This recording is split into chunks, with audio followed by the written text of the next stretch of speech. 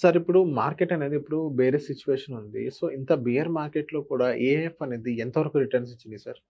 ఏఎఫ్స్ కూడా చాలా మటుకు చూస్తే మనకి రిటర్న్స్ కన్సిస్టెన్సీ‌గా ఇచ్చిన రిటర్న్స్ ఏఎఫ్ చాలా ఉన్నాయండి. ఎస్పెషల్లీ ఎట్లాంటి ఏఎఫ్ అంటే చూడండి మార్కెట్‌లో కూడా మీకు మిడ్ క్యాప్, స్మాల్ క్యాప్‌కి సంబంధించిన ఏఎఫ్‌లున్నాయి. అలాగే కోర్ అండ్ సాటిలైట్‌ని ఫాలో అయ్యే ఏఎఫ్‌లు కొన్నున్నాయి. అలాగే కాంట్రాని ఫాలో అయ్యే కొన్ని ఏఎఫ్‌లున్నాయి. కానీ అన్ని ఏఎఫ్‌లో కూడా బెస్ట్ ఏఎఫ్ ఇవాళ రిటర్న్స్ ఎక్కువ ఇస్తున్న ఏఎఫ్ ఏంటంటే ఎస్ఎంఈ సెగ్మెంట్‌లో ఉన్నవి. అంటే స్మాల్ అండ్ మీడియం ఎంటర్‌ప్రైజెస్ ఎస్ఎంఈలో ఉన్న కాన్సెప్ట్‌లో ఉన్న ఏఎఫ్‌లు బాగా రాణిస్తున్నాయి. ఎందుకంటే ఇండియాలో ఈ మేక్ ఇన్ ఇండియా మూవ్‌మెంట్ వచ్చింది. అందరికి తెలుసు. మేక్ ఇన్ ఇండియాలో చాలా చాలా చిన్న చిన్న స్మాల్ స్కేల్ ఇండస్ట్రీస్‌కి గవర్నమెంట్ కూడా బాగా సపోర్ట్ చేస్తుంది.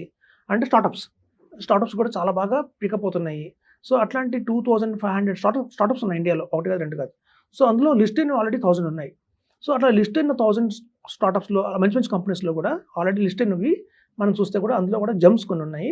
అందులో కనుక వాళ్ళు ఇన్వెస్ట్‌మెంట్ చేస్తే పీఎంఎస్‌లోని కూడా ఏఎఫ్‌లన్నీ కూడా చాలా బాగా రిటర్న్స్ అయితే ఇస్తున్నాయి. ఇప్పుడు చూడండి ఒక ఆల్ఫా అనే ఒక ఏఎఫ్ ఉంది. ఆ ఏఎఫ్ చేసే పనేంటంటే చాలా మందికి తెలుసు లార్జ్ క్యాప్ పరంగానే 1-100 కంపెనీస్ అని, మిడ్ క్యాప్ పరంగానే 1-250 అని, స్మాల్ క్యాప్ పరంగానే 250 బియాండ్ అంటారు. అందరూ స్మాల్ క్యాప్ అంటే 500 కంపెనీస్ దాకా ఆలోచిస్తారు తప్ప బియాండ్ దట్ ఇంకా చాలా కంపెనీస్ ఉన్నాయి. ఏవైతే బాటమ్‌లో ఉంటాయో అంటే బాటమ్ 1000 అంటే 4000 ర్యాంక్ నుంచి 5000 ర్యాంక్‌లో ఉంటాయో 1000 ఆ బాటమ్ 1000లో నుంచి కూడా హంట్ చేస్తే గనక మనం మంచి మంచి స్టాక్స్ దొరుకుతాయి అక్కడ మనకి.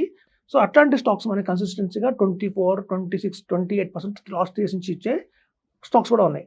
సో, అట్లాంటి ఏఎఫ్స్ అన్నీ కూడా కొన్ని కొన్ని ఏఎఫ్స్ ఎస్పెషల్లీ వాళ్ళ పనే అట్లాంటివి హంట్ చేయటము. సో, అట్లాంటి హంట్ చేసిన వాటిలో ఇన్వెస్ట్‌మెంట్ చేయటం. సో, అట్లాంటివన్నీ ఎలా వస్తున్నాయంటే మనకి 1,00,00,000 పెట్టాలి. మినిమమ్‌గా ఏఎఫ్ అంటే 1 షేర్ పెట్టాలి. కానీ ఇక్కడ మనం 1 షేర్ ఒక్కసారి పెట్టక్కర్లేదండి. 10,00,000, 10,00,000, 10,00,000, 10,00,000 లాగా 2½ ఇయర్స్‌కి మనం అమౌంట్ ఇవ్వచ్చు. సో, వాళ్ళు ఎవ్రీ క్వార్టర్‌లీ కొంచెం మంచి మంచి స్టాక్స్‌ని ఐడెంటిఫై చేసి ఇన్వెస్ట్‌మెంట్ చేస్తారు.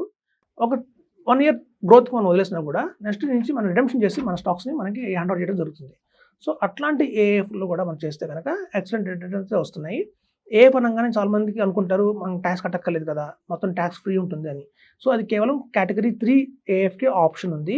మనకొచ్చిన రిటర్న్ మొత్తం టాక్స్ ఫ్రీ రిటర్న్ అయితే ఉంటుంది. అంటే టాక్స్ మొత్తం వాళ్ళే పే చేసి మన హ్యాండ్‌కి ఫ్రీ ఇస్తారు. కానీ వేరాజ్ కేటగరీ 2 అండ్ కేటగరీ 1 ఏఎఫ్‌లో అలా ఉండదండి. టాక్సేషన్ మనమే కట్టుకోవాలి.